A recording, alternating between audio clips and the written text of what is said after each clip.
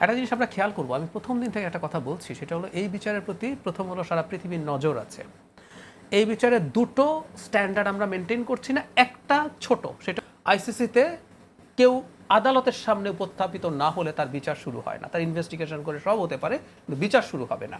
বিচার দৃশ্যমান বিচার বলার মধ্য দিয়ে বিচার ত্বরান্বিত করার একটি চাপ এই জুলাই গণঅভ্যুত্থানের বিচার প্রক্রিয়ার উপর আপনারা রাখছেন কিনা? দেখুন, বিচার ত্বরান্বিত করা এটা সবার চাওয়া। বিচার ত্বরান্বিত মানে এটা এই না যে আমি যখন এনসিপির হয়ে বিচার ত্বরান্বিত করার কথা বলতেছি যে এটা বিচার তাড়াতাড়ি আমরা দৃশ্যমান হতে দেখতে চাই, এটা আমার চাওয়া। জুলাই অভ্যুত্থানে আমি শেষ করি তাহলে হয়তো আপনি এটা ধরতে পারবেন। কিন্তু অ্যাট দ্য সেম টাইম আমি তো এই ক্রিটিকটা জারি রাখতেছি যে জুডিশিয়াল কিলিং যেটা আগে হয়েছিল সেটা যাতে কোনো রকম রিপিটেশন আমরা না দেখি, এই জিনিসটাও তো আমরা ক্লিয়ার করছি। এবং এই ক্রিটিকটা আমি তো কিছুক্ষণ আগেও দিলাম।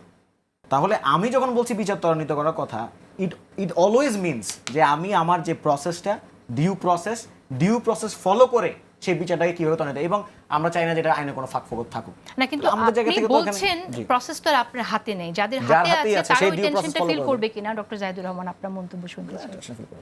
আচ্ছা, এই যে আমরা এর মধ্যে বিচার চাই, ওর মধ্যে বিচার চাই, প্রথম একটা স্ট্যাটিস্টিক্স।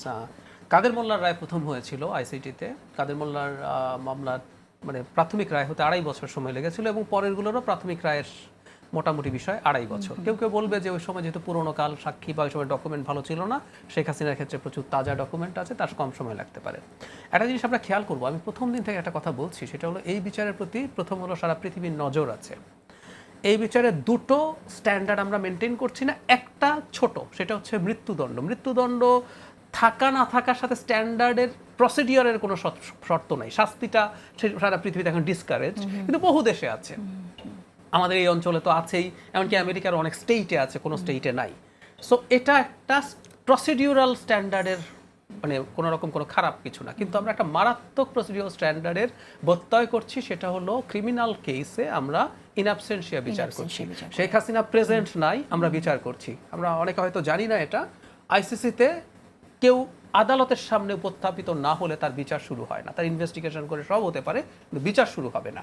সো আমাদের উপরে প্রচুর ফোকাস এমনিতেই আছে। আর ইন অ্যাবসেন্সিয়া বিচারের প্রবলেম কি? প্রবলেম হচ্ছে উনি যেহেতু আমাদের এই কোর্টের জুরিসডিকশন মানেন নাই, উনি নিজে লয়ার দিতে পারেন না। আমাদের এবারকার আইসিটিতে কিন্তু বেশ কিছু চমৎকার সংশোধনী আনা হয়েছে। এর মধ্যে অতি গুরুত্বপূর্ণ একটা চমৎকার সংশোধনী হচ্ছে বিদেশি লয়ার খুব ইজিলি শেখ হাসিনা যদি ধরা দিতেন, উনি দুনিয়ার শ্রেষ্ঠতম লয়ারকেও আনতে পারতেন। ভিডিও হচ্ছে, ভিডিও রেকর্ড করা যাবে, অবজারভার সবই হতে পারে। কিন্তু যেহেতু হয় না, এখন কি হলো, আমাদের রাষ্ট্র একজন লয়ার ঠিক করলেন, এখন তিনিও ঠিকঠাক মতো এটা ফাইট করছেন, আরেকটি কেসেরও লয়ার। তো ফলে যখনই আপনি তার কথা বলে, এটা হয় না। আর কোনো লয়ার, স্বরাষ্ট্র মন্ত্রীর সিফাত যেটা বলেন, আমি বলি কোনো দিন কোনো লয়ার কোনো প্রসিকিউশন টিম আসলে বলতে পারে না কতদিন লাগবে। কারণটা আমি বলি, ধরুন বিচার প্রায় শেষ পর্যায়ে গেছে, আমি একটা কাল্পনিক সিচুয়েশনের কথা বলি, তখন কোনো একজন সাক্ষীতে এমন ভয়ঙ্কর গলদ বেরোলো যে একটা পুরো বিচার পুনঃ তদন্তের আবেদন জানানো হতে পারে।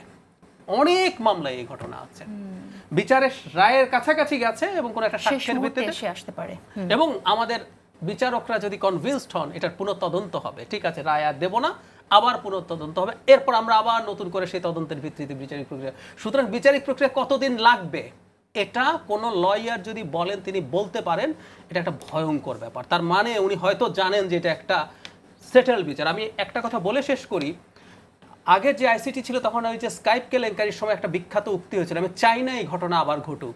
সরকার গেছে পাগল হইয়া, তার একটা রায় চায়। সো পাগল হয়ে গেছে, একটা রায় চায়, সেই পরিস্থিতি যাতে কোনোভাবেই আমরা চাই না। একদমই।